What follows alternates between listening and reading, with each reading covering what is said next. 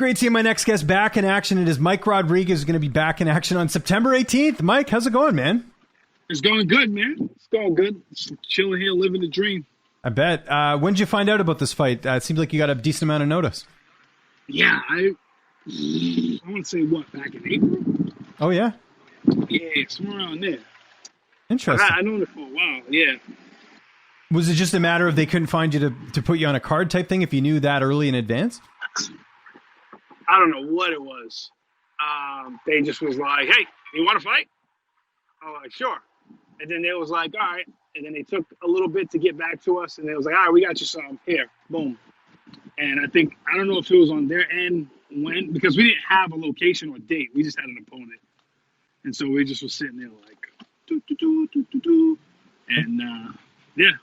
So was this always the date you were given, or did the fight get moved a couple times? I've heard that happen before, too. No, we didn't have a date. Like, there was no date at all until they gave us that date. And I'm like, okay, fine, we'll take it. Okay, well, there you go. What did you learn the most from that last fight? I know, didn't go your way. What did you take away the most from that performance? I needed to make a lot of changes. And I just was like really, I needed, in my personal life and in my athletic life, I just needed a big change. I was going through a lot of shit. Mentally, I was doing all sorts of wild shit, James. Let me tell you, bro. I was wilding out. But I needed to fix all the things in my life and just start over from scratch. So I stopped working with all my former coaches, which I think it was all a mutual thing where we felt like I needed to get different looks. I need to do different things. You know what I'm saying? Mm-hmm. And so, Joe always told me, he was like, you're the boss. You're the boss. He's like, you got to make decisions best for you. And so I did. I changed a bunch of coaches. So I got different coaches now, except for Jake. I'm still working with Jake Manini. But I work with Jimmy Quinlan now. He was on Ultimate Fighter, the John Jones and Chael Sonnen season. And he's a stud grappler, nasty grappler. I work with Gustavo. I don't know how to say his last name. I always butcher his last name. No worries. He's disgusting jiu-jitsu black belt. I think he's a world champion. Last year, world champion. And I also work with Alex Rivera, who's a boxing coach out of Somerville Boxing Club, who has one of the best boxers on the fucking planet, Rashidi Ellis. So, yeah, man, I like this team that we got. It's awesome. Did this all happen? Like when did you make this change? Was it directly after the fight? I guess the reason I'm asking is because you haven't, you've been off for a bit. So I imagine it's good to have all this time to sort of get adjusted to the new camp.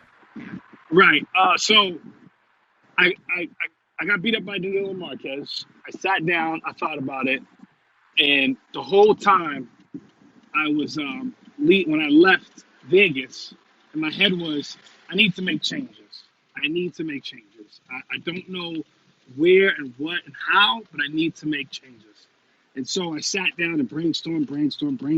And then I was trying to figure out what I wanted to do for the changes. So I went down to Connecticut and saw our good old friend, Glover Teixeira. And he gave me a bunch of solid advice. And he's the fucking man. He gave me a lot of good advice and shit about making changes and things of that nature. And he just told me to go for it. I would have moved to Connecticut, but Connecticut is boring as shit. I'm sorry, it's too boring for me. So I go out there and train in the off season. But he educated me a lot. Okay. So from there, I just took all of that knowledge and that's when I decided to make some changes. Good for you, man. So yeah, that's great. And let's talk about your opponent here. 5-1 record. What do you know about him? How do you feel like you match up against him here? I know quite a lot about it, actually. He fought like 4 or 5 of my teammates. He fought so many of my teammates in kickboxing. So a lot of them, they all like, yeah, man, like I fought him, I crossed paths with him, et cetera, et cetera. Some people even trained with him. So I know quite a lot about him, but these, granted, when they all competed against him or trained with him, these was years ago. I'm like, it's night and day different from what he used to be. But he's really good kickboxer. He cracks. Dude is strong as shit. I'll tell you that. He's really strong, and he's a good dude. He always comes in game, ready to fight, which I like. So yeah, it's going to be a good one. You mentioned training camp and switching things up. What about training partners? Who have been some of the main guys you've been working with leading into this fight? Jurgen DaCosta. Work with Oh, Jurgen. nice. Yeah, Jurgen's good shit. Ross Levine. He's a guy, one of the guys in Karate Combat. He used to fight in Glory. Ross is awesome too. Steve Walker. He's the heavyweight champion for Lion Fights. He actually is going to fight tomorrow, maybe on Friday. And who else have I sparred with? And Domingo. I don't know how to say Domingo's last name. He used to fight at Bellator. He's a heavyweight. He's good friends with Jurgen. Oh, cool. And okay. yeah, pretty much. Yeah, we've been keeping a real tight circle.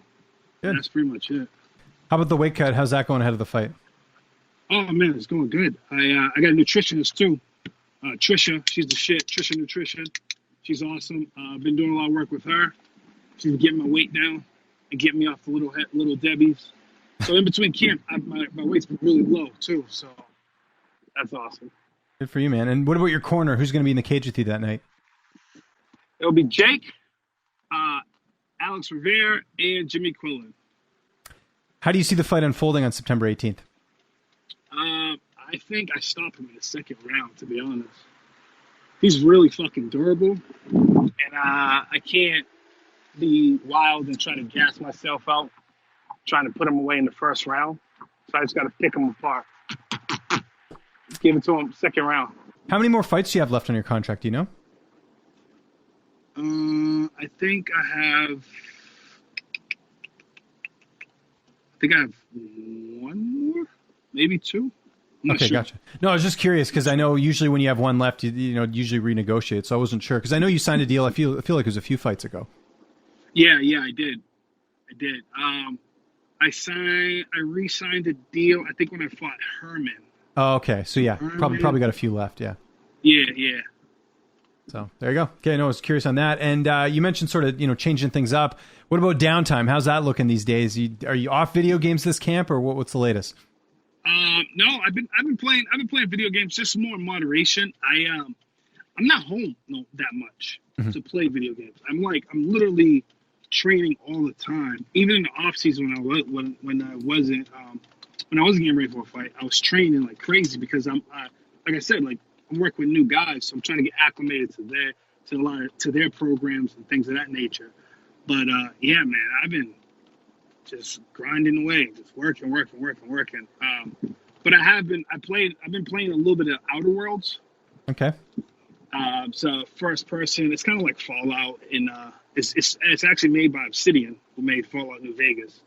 Plays very similar, and so I've been playing that, which is awesome. And obviously Siege. But other than that, I play the video games when I can. I'm just so fucking busy now.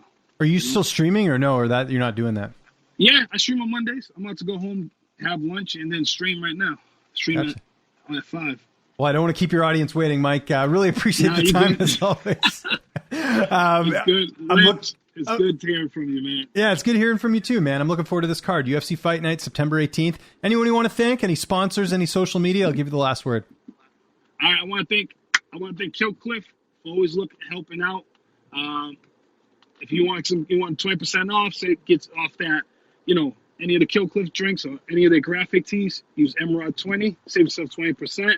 I want to thank Modest Needs, which is an organization that helps low-income families and people, period, who's just trying to get by with everyday needs. I'm an ambassador for them. They're awesome. If you need help out there, shoot them, holler at them. They'll take care of you. I want to give a shout out to all my training partners and my coaches. That's been helping me get through this camp, man.